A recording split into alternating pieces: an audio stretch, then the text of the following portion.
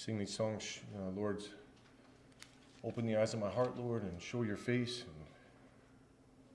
And, I want to see the Lord. If I'm honest, I want to know the Lord.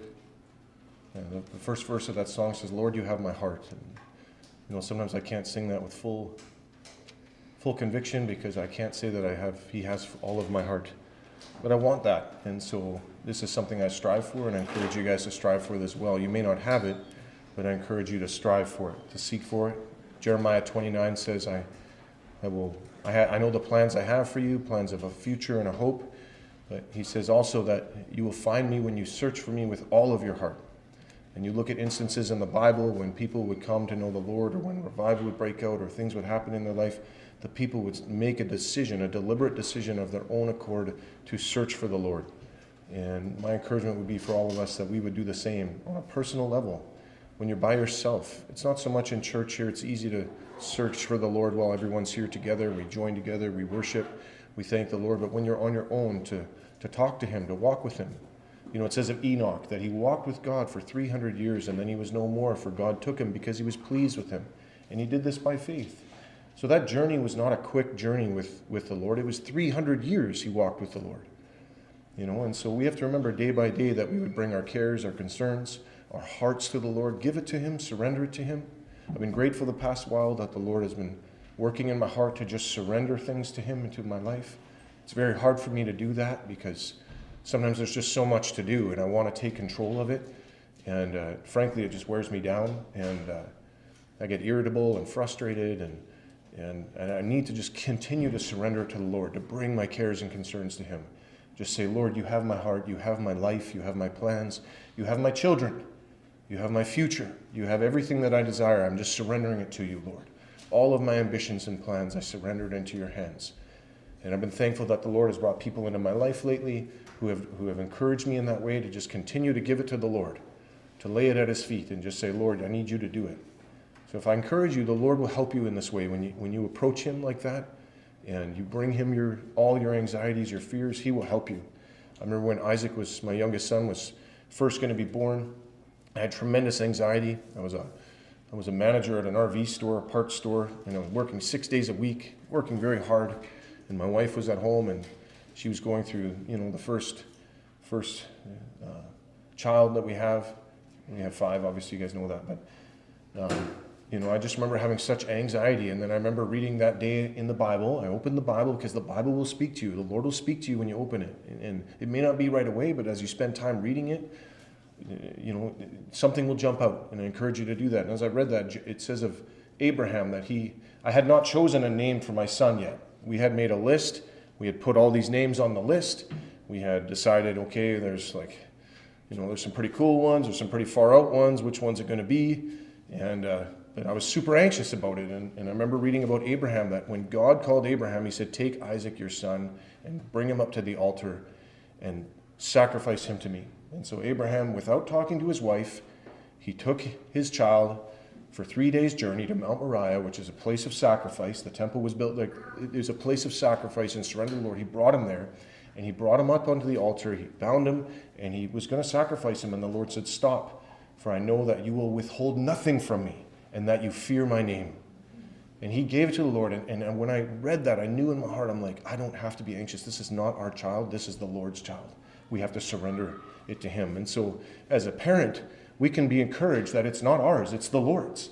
In our life, we can be encouraged that it's not ours, it's the Lord's. But we have to make a deliberate attempt to put the Lord first above these things.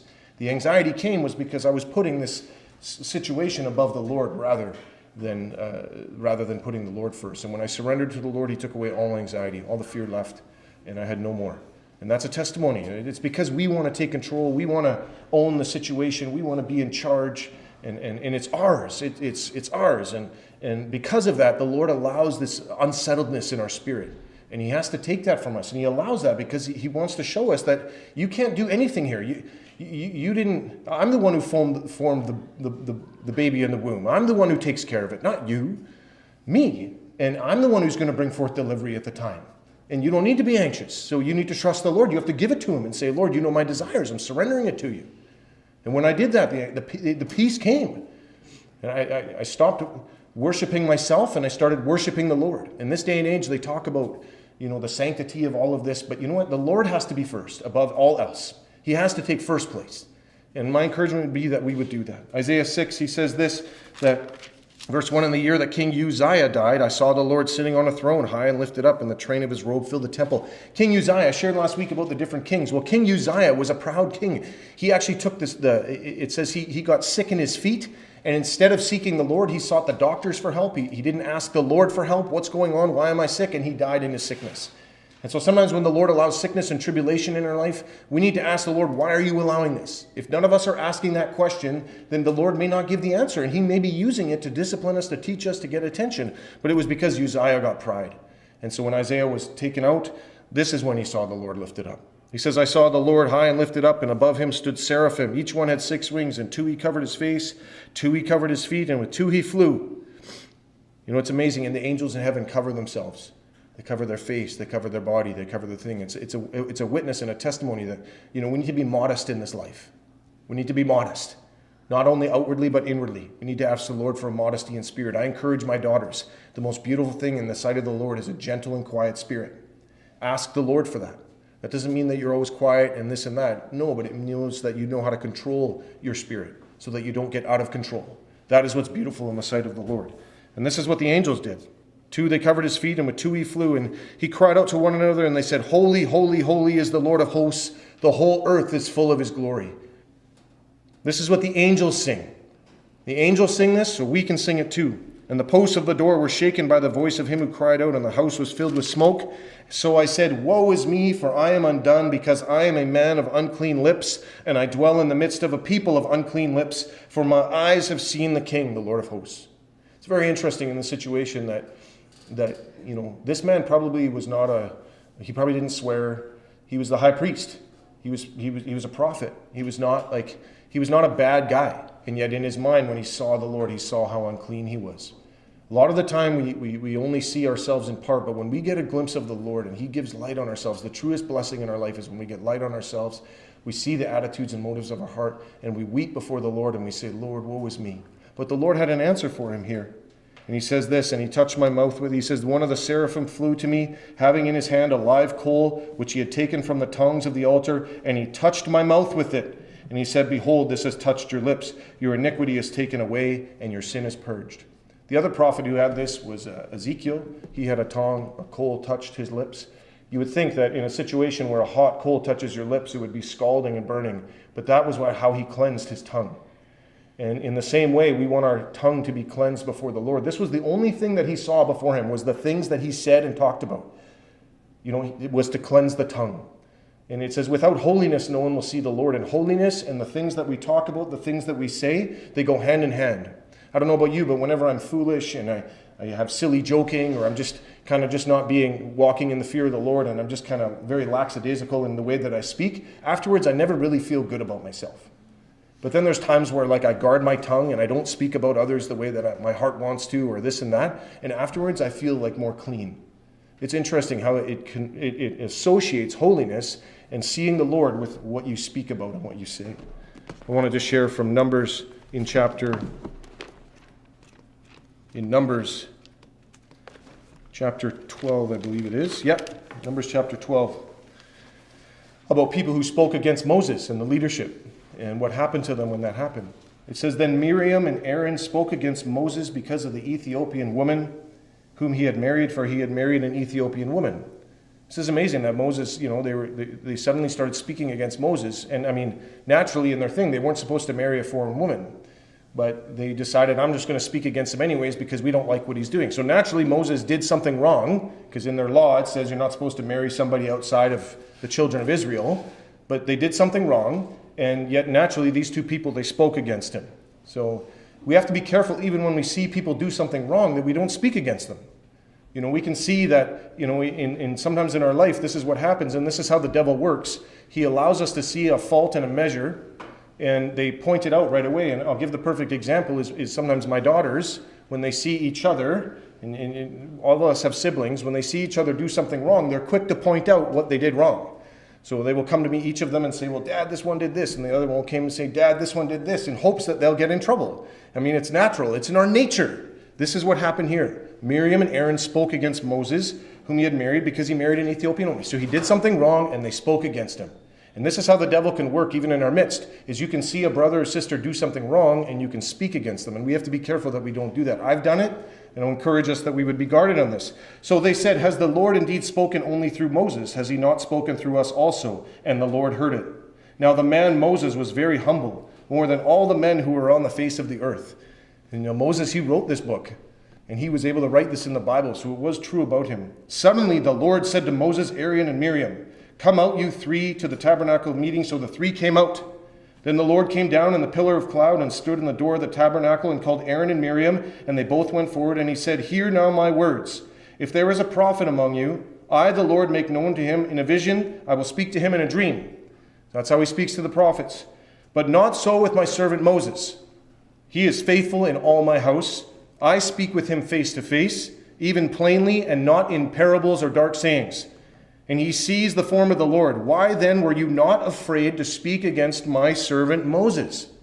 So here's Miriam and Aaron. They see that Moses has done wrong. So they speak against him. And God called out Miriam and Aaron, saying, you guys just spoke against Moses. You shouldn't have done that. Why were you not afraid to speak against him that way? Even though he had done something wrong. And this is how a devil can bring division sometimes in the fellowship, is you can see somebody do something wrong and we start speaking about it. We have to be careful that we don't do that in those situations, because that's what separates close fellowship. That's what separates brothers and sisters. That's what brings disunity among brothers and sisters. And we have to be careful that we don't fall into that same trap. That's why this is written. It's written for our instruction to not do these things. And so they were not afraid. That was the sin. They were not afraid to speak against him.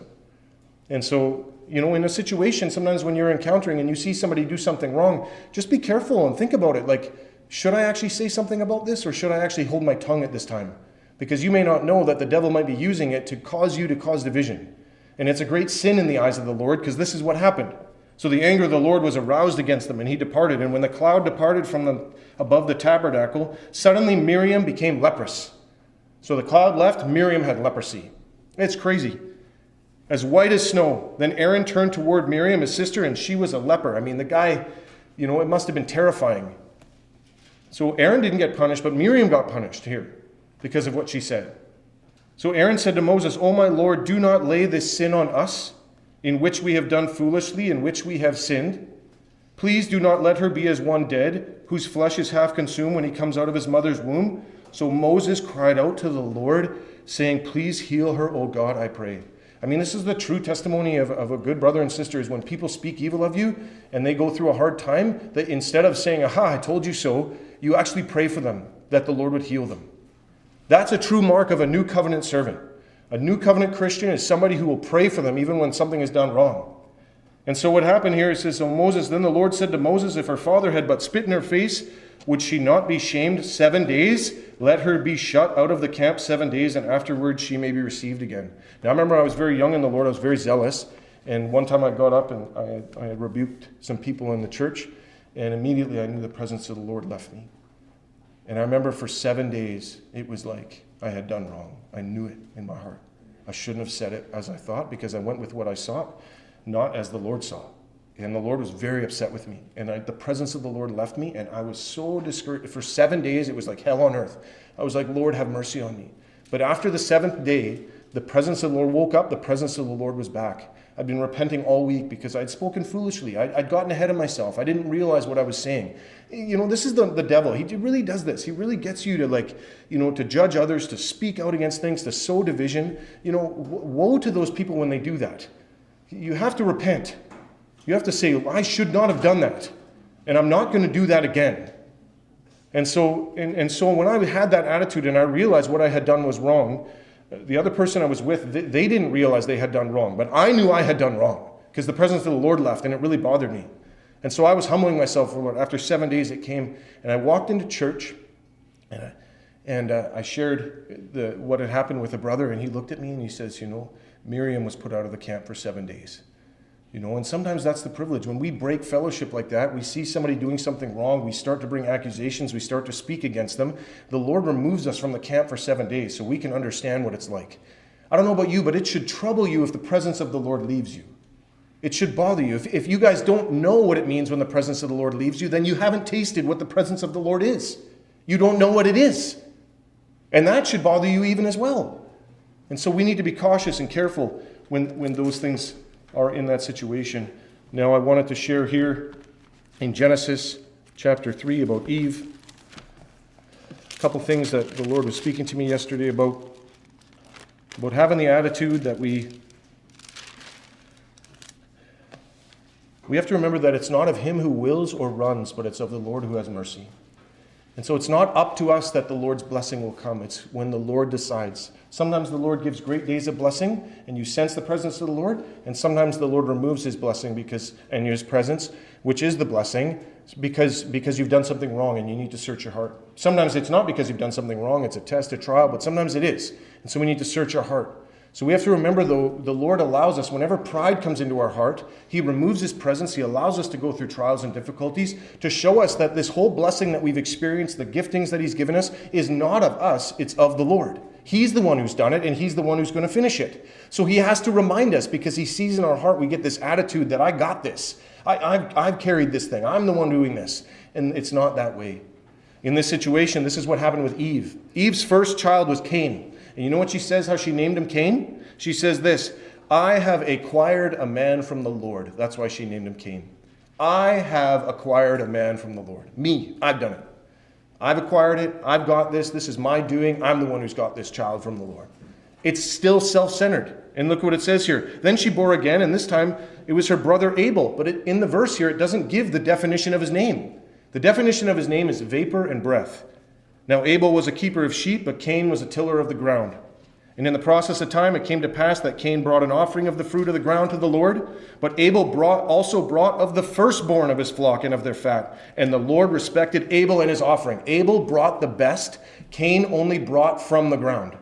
God saw the difference. There was only two on the earth at this time, it seems. And the Lord said to Cain, but God did not respect Cain and his offering, and Cain was very angry, and his countenance fell. So the Lord said to Cain, why are you angry, and why is your countenance fallen? He's upset because God had no regard for his offering. I mean, it's like when you bring something to your dad, and your dad's kind of like, it's not like this. But then you bring your best to your dad, and they can see, wow, that person brought their best. You know that feeling in your heart when you've done that as a child. I know what that's like. But in the same way, this is what happened with Cain. God, he didn't have full regard for it because he knew it was not bringing his best. God sees it when we're not bringing our best. He says, verse 7, if you do well, will you not be accepted? And if you do not do well, sin lies at the door, and its desire is for you, but you must master it. This is what happens. He brought his thing to the Lord. The Lord did not accept his offering, and so then he got mad. He got upset, and he was frustrated, and the Lord warned him and said, sin is at the door. Its desire is for you. You have to overcome this. You can't let this murder that's coming into your heart, this anger towards your brother because I didn't accept your offering, come to fruition. Unfortunately, though, Cain did not do that. And this was the consequence of the first sin on this earth. When they sinned against the Lord, the consequence is that murder and death came right away. And this is what happens in our lives. Murder doesn't naturally, we're not out there committing murder, but we start to breed hatred in our heart towards our brothers and sisters. We can't have that. We have to tear that down. We have to be on guard against that because sin is crouching at the door. We don't want division. We don't want separation to come into our hearts and allow it to come to fruition. Isaiah never had that. And he said, Lord, I'm a man of unclean lips. In the same way, we have to ask the Lord, cleanse me. Now Cain talked with his brother Abel, and it came to pass when they were in the field that Cain rose up against Abel his brother and killed him. And the Lord said to Cain, where is Abel your brother? And he says, I do not know. Am I my brother's keeper? You know, he didn't take any responsibility. And so because of it, Cain ended up having being separated from the Lord. Now it says right here in chapter 5 that when Eve had her second son, that the name was different. And let's read it. Oh, sorry, it's in chapter 4, verse 25. It says, Adam knew his wife again, and she bore a son, and she named him Seth. But this time it gives the definition of the name. And at this time she says, God has appointed another seed for me instead of Abel. God has now done it. Not me, I have acquired a child from the Lord. God has appointed another seed for me. It's in God's hands. You know, you can see the result sometimes if you look, into it and try to interpret it a bit. You can see sometimes the result of when we take the glory for something that we've done, when it's really God who gives the glory. And that was what the Lord spoke to me yesterday. I actually asked the Lord, I'll finish here. I asked the Lord yesterday for something to read, and he told me to turn to Leviticus 12. And I read Leviticus 12, and I asked the Lord, why does he want me to read this? And I'll just share it really quickly, but I'm going to paraphrase it. But in Leviticus 12, he talks about the laws of motherhood. That's what he talks about. And in the laws of motherhood, he sandwiches it in between unclean animals, and he sandwiches it in between people who have leprosy. And he puts that chapter right in the middle. And I said, Lord, why would you put this in this Bible? Like, why would you put it here? Why is this a law? When a woman would give birth to a son, she had to stay away from the fellowship for 33 days. And when she gave birth to a daughter, she had to stay away from the fellowship for 66 days. Now, in the New Covenant, you're not supposed to do that. This is not what it is. But God, I said, Lord, why would you make them do that? I mean, they carried a baby for a whole 9 months, and then you make them be separate from fellowship for like a whole month?